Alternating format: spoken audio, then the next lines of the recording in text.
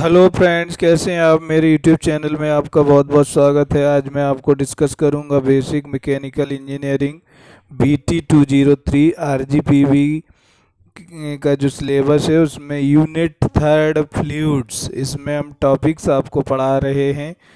Fluid properties, इससे पहले मैंने इसमें कुछ वीडियोज बनाए हैं जिसमें मैंने आपको कुछ प्रॉपर्टीज के बारे में बताया था। उसी के आगे जो कुछ प्रॉपर्टीज बची हुई हैं और उसके आगे का जो सिलेबस है वो मैं आज आपको डिस्कस करूंगा। तो चलिए स्टार्ट करते हैं। BME यूनिट थर्ड फ्लूइड्स में फ्लूइड प्रॉपर्टीज, इसमें आपको मैं बता रहा हूँ आज स्पेसिफिक वेट। स्पेसिफिक वेट क्या होता है? स्पेसिफिक वेट जो होता है वो हमारा जो है वेट पर यूनिट वॉल्यूम को हम स्पेसिफिक वेट बोलते हैं। Specific weight of a fluid is defined as the weight per unit volume and it is denoted by the gamma. It's SI unit is newton per metre cube. तो specific weight जो है उसको हम generally density के form में अगर हम बात करें तो ρg भी हम लिखते हैं स्पेसिफिक वेट को। Where rho is the density and g is the acceleration due to gravity. Specific weight of fluid varies with temperature. अगर ये इफेक्ट आया कि टेम्परेचर से क्या इफेक्ट पड़ता है तो ये भी आप यहाँ लिख सकते हो कि स्पेसिफिक वेट ऑफ फ्लूइड जो है वो वेरी होता है। टेम्परेचर अगर इंक्रीज होगा तो टेम्परेचर के साथ जो है वो हमारा स्पेसिफिक वेट वेरी करता है। तो नेक्स्ट प्रॉपर्टी है specific gravity. It's very important property. Specific gravity is defined as the ratio of the specific weight of the given fluid to the specific weight of the standard fluid. Here standard fluid जो हम लेंगे वो water को लेंगे। तो it is also known as the relative density. It is denoted by letter capital S and it has no unit, क्योंकि यहाँ पर दोनों का जो रेशियो है स्पेसिफिक ग्रेविटी का वो specific weight upon specific weight है। तो जो स्पेसिफिक ग्रेविटी है वो specific weight of the given fluid to the specific weight of standard fluid. तो ये स्पेसिफिक ग्रेविटी है जो कि यहाँ पर हम ऐसे डिनोट कर रहे हैं। ऐसा नहीं है, अलग अलग बुक्स में अलग अलग लेटर से डिनोट करते हैं, जनरली हम यहाँ पर ऐसे डिनोट कर रहे हैं। नेक्स्ट जो प्रॉपर्टी है surface tension. Surface tension is the tendency of liquid surfaces to shrink in minimum surface area. Surface tension is caused by cohesive forces between the fluid या बिटवीन द लिक्विड मॉलिक्यूल्स। तो यहाँ पर जो surface tension है वो हमारा है cohesive force से रिलेटेड है। मींस जब हम देखते होंगे कि बॉयल, जैसे मिल्क को बॉयल करते हैं तो उसके ऊपर हम देखते हैं एक लेयर टाइप का जो उसके ऊपर जम जाता है। उसकी जो अपर सरफेस है वो एक श्रिंक होती है। मीन्स जो उसके जो मिल्क है उसके मॉलिक्यूल्स के बीच में कोहेसिव फोर्स लगता है जिसकी वजह से वो सिकुड़ती है। तो वहाँ एक लेयर बन जाती है, उसके ऊपर जैसे आप कुछ सुई को या कुछ रखते हो तो उसके ऊपर वो तैरता रहेगा। That is the surface tension. इसका हम एग्जाम्पल और यहाँ पर क्लियर करेंगे। यहाँ आप देख रहे होंगे due to the surface tension many insects like water sliders can float and slide on the water surface despite being denser than water. तो ये इसके कुछ और एग्जाम्पल्स मैं आपको यहाँ पर बता रहा हूँ। सपोज आप देखते होंगे यहाँ पर सॉरी, जैसे वाटर है, ये एक आप देख रहे होंगे ग्लास में वाटर फिल्ड है। तो यहाँ पर उसके ऊपर अगर हम एक सुई को तैराते हैं तो वो तैरती रहती है। उसके अंदर वो डिप्ड नहीं होते, डूबती नहीं है। तो ये क्या है, एक बेसिकली ये क्या है, किसकी वजह से वो उसके ऊपर तैर रही है, that is the surface tension. ये एक प्रॉपर्टी है लिक्विड की, सरफेस टेंशन। जैसे आप ये देख रहे होंगे यहाँ एक, ये जो मॉस्किटो है वो आपका इसके ऊपर बैठा हुआ है, तो ये भी एक सरफेस टेंशन का एग्जाम्पल है। तो ये आप बता सकते हैं, या इस एग्जाम्पल या इस डायग्राम की हेल्प से आप इसको समझ सकते हैं। तो नेक्स्ट अगर हम बात करें सरफेस टेंशन की, अगर हम बात करते हैं तो आपका ये भी एक एग्जाम्पल है सरफेस टेंशन। जैसे ये छोटे छोटे बबल्स जो बन रहे हैं वो आपके सरफेस टेंशन की ही सरफेस टेंशन का ही जो मेन कारण है वो सरफेस टेंशन है, जो बबल्स का बनना।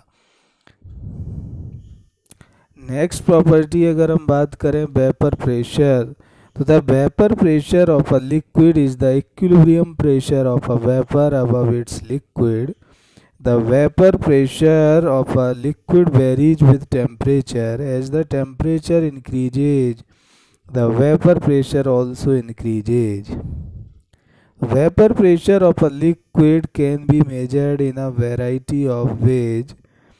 A simple measurement involves injecting a little of the liquid into a closed flask connected to a manometer.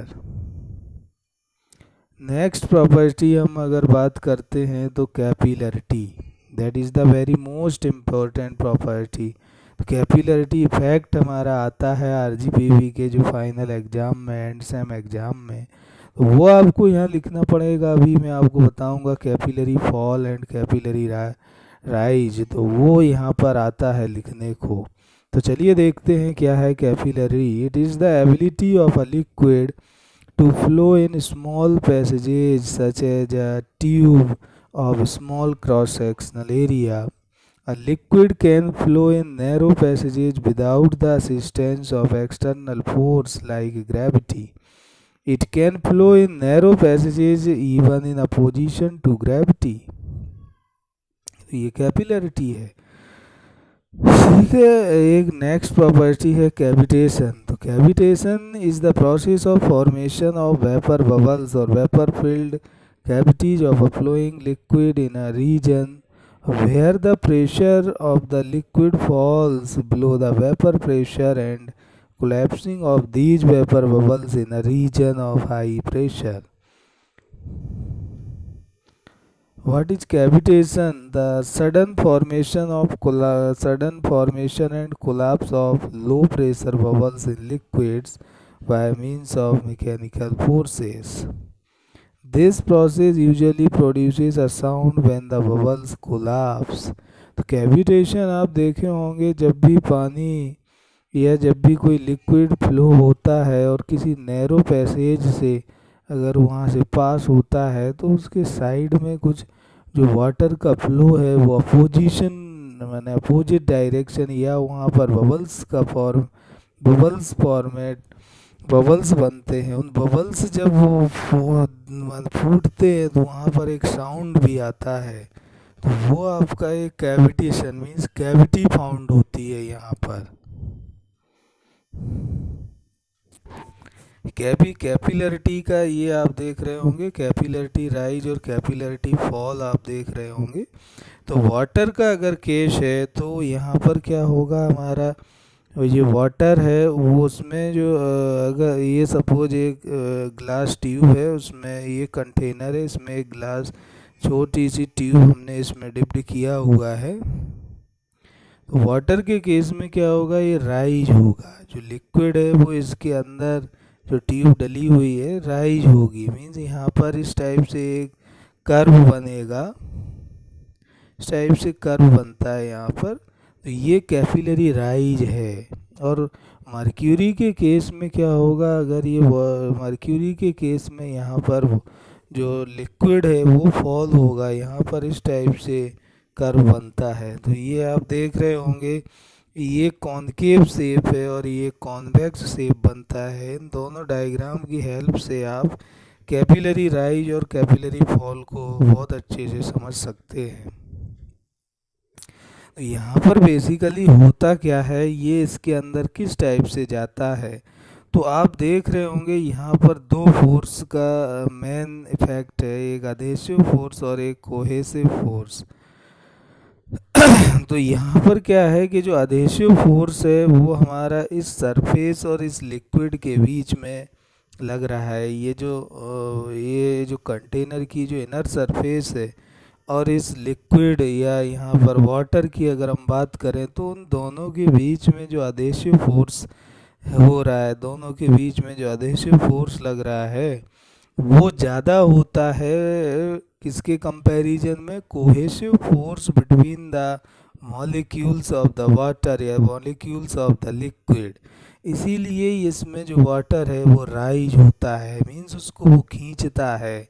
ये आपका इस टाइप से एक कर्व बनता है, कर्व शेप होता है यहाँ पर, क्योंकि एक कॉनकेव शेप बन जाता है इस टाइप से इस ट्यूब के अंदर।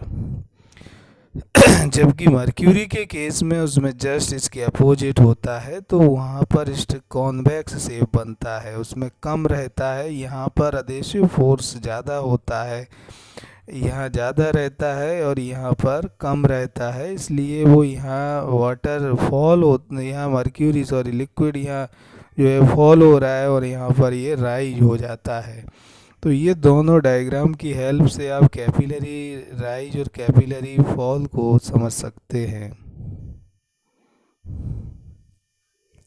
ये भी कुछ एग्जांपल्स हैं कैपिलरी प्रोसेस से, क्योंकि ये कैपिलरी एक्शन के थ्रू ही हमारा जो अगर कोई हमारा पौधा है, प्लांट्स है, उसमें पानी ऊपर चढ़ना, that is the effect of capillary process. तो ये कैपिलरी जैसे कि इसमें बत्ती में तेल या ऑयल का ऊपर चढ़ना, ये भी कैपिलरी इफेक्ट है या कैपिलरी प्रोसेस के थ्रू ही ये हो रहा है। तो ये बहुत सारे एग्जांपल्स हैं कैपिलरी प्रोसेस के। ये भी है कि जैसे आपने कुछ प्लांट्स को ग्लास में रखा हुआ है और यहाँ वाटर इसमें अगर हम डालेंगे तो ये यहाँ पर इनको जो एनर्जी है वो मिलती रहेगी, और ये जो वाटर इनके ऊपर या हम कहें या कैपिलरी एक्शन के थ्रू इनको एनर्जी या जो भोजन है वो मिलता रहता है। तो ये भी एक एग्जांपल्स है कैपिलरी प्रोसेस का। तो ये भी आप समझ सकते हैं कैपिलरी प्रोसेस। तो ये बहुत सारे एग्जांपल्स को मैंने यहाँ बताया, डायग्राम्स के थ्रू आपको समझाया है।